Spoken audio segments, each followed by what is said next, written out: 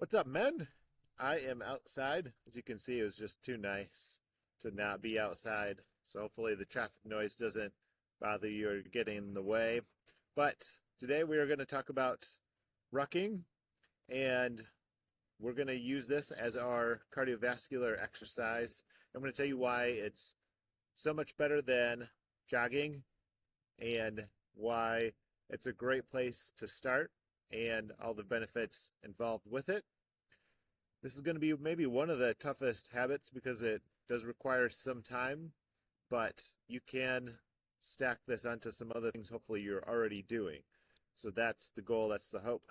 I'm going to take my little circle out so that we can see everything well. Let's go. So first, what is the habit we're talking about? Rucking, which is just another way of saying walking with a weighted backpack or vest with some weight on your body for a total of 1 to 1.5 hours per week. All right, why are we making this a big deal? So there are lots of benefits to anything that fits into this category of zone 2 cardio exercise. So there are 5 zones for most studies. Some have 3 zones, but most of them, the most popular 5 zones. Zone 1 is just something like a slow walk on flat level ground. Zone 2 is where a lot of the like rucking, jogging, doing maybe a trail walk with hills, that all fits into zone 2.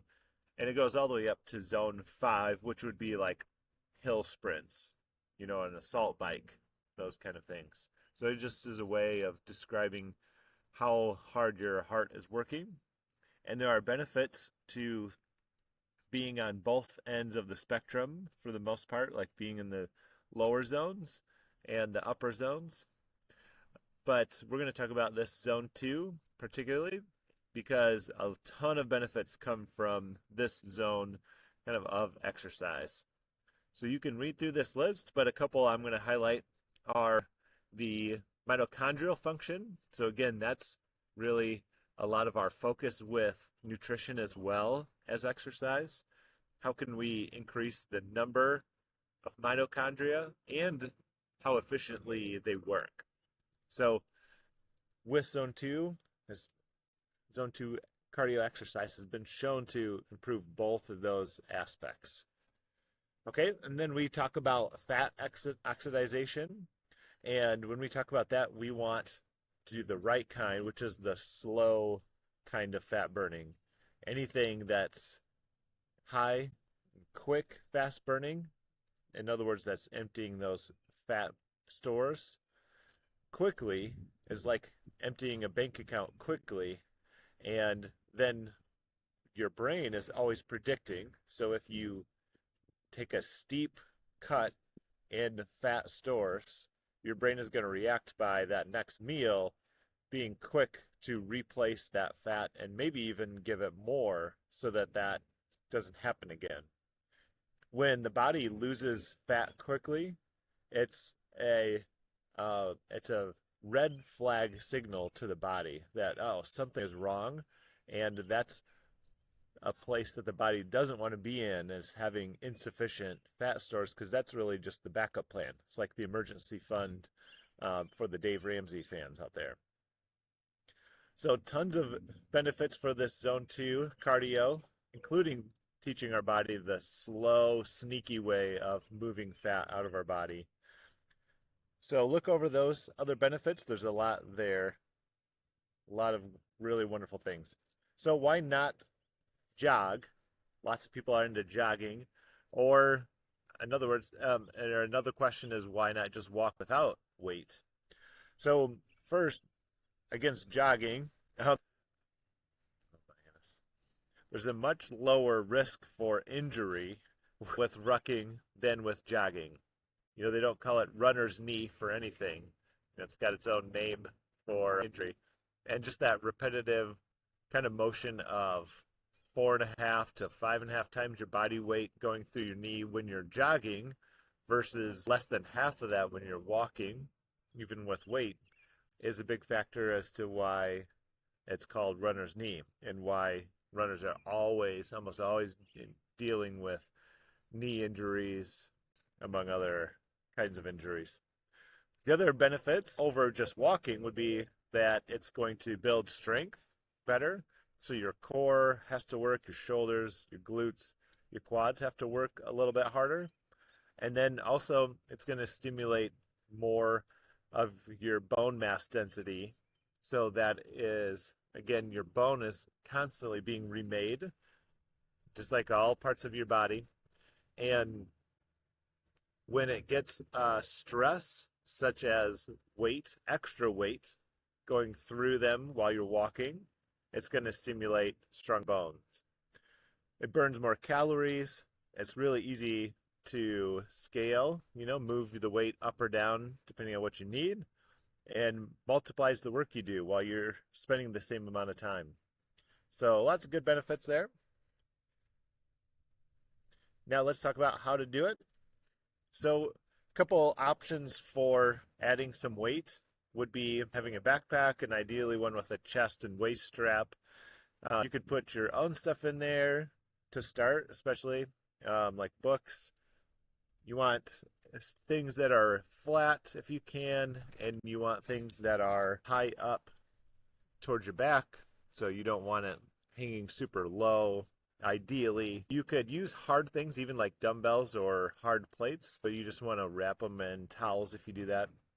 I'll have some options on the Amazon shopping list too.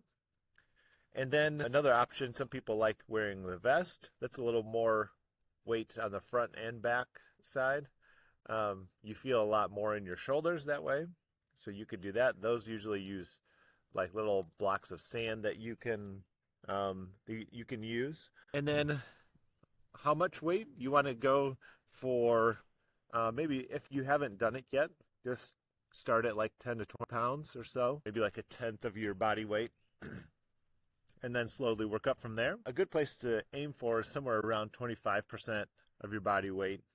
So I'm close to 200 pounds. So I aim for around 50 pounds. Sometimes if you get too high, you're going to start stressing things more than you're going to get benefits. So about 25% of the body weight is where I would kind of aim for. And then instead of increasing weight, just increase time or increase the grade of where you hike. So do more hills in that rather than trying to increase the weight too much. As far as time goes, total time, you want to aim for about an hour to an hour and a half per week for kind of the minimum, but good still longevity benefits. One of the best levers for lifespan is doing or having your VO2 max up, and a part of that is this cardiovascular piece. So that's a great way to do it. That's a great goal to aim for. And then we could do a whole week working on nasal breathing, and it's worth diving into. But let me just be brief here.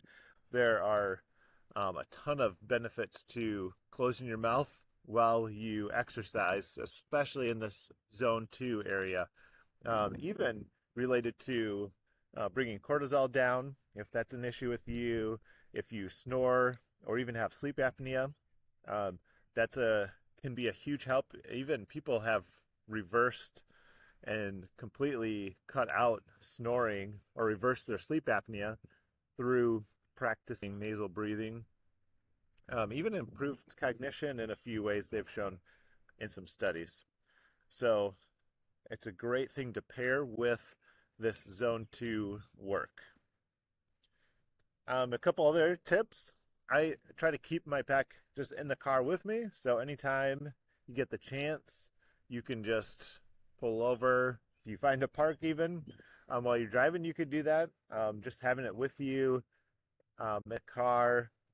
And then, that way you can also just throw it on for your morning walk. Just grab it from your car as you get that morning sunlight, throw it on.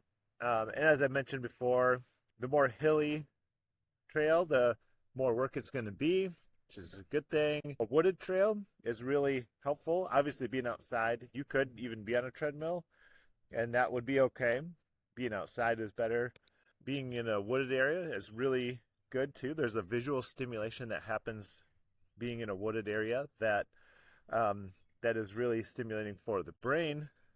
And then the other great benefit is it's a great way to work on that social aspect, that brotherhood aspect, forming deep relationships. Because when you're out and in the woods, you're just walking, there's so much time to think about discussions, to ask good questions.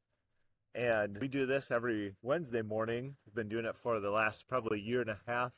Our small group of guys goes at 6 in the morning, and we hit the woods. Winter, summertime, all time of the year, we hit that, and it's amazing what kind of relationships, what kind of questions come up, what kind of discussions come up from being in the woods and just talking and having that time.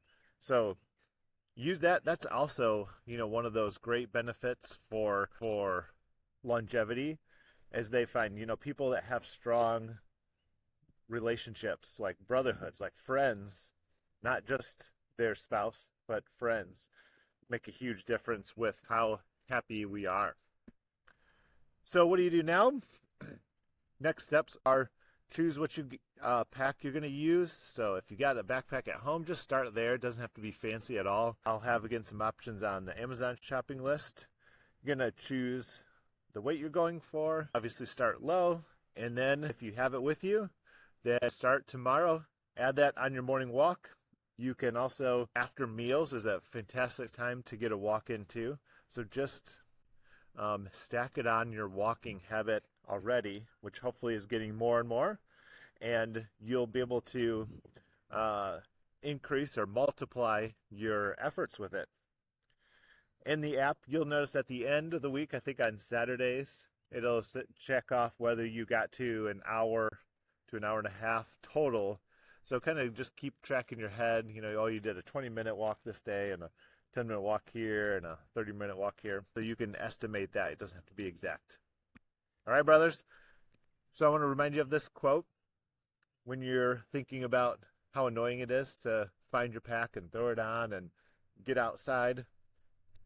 I like this quote: small deeds done are better than great deeds planned.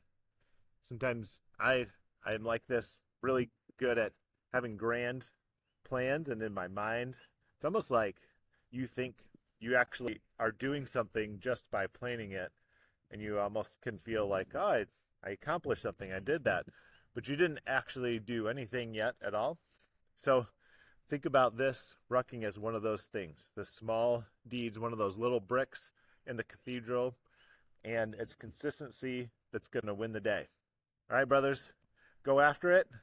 See you, captains, and take care.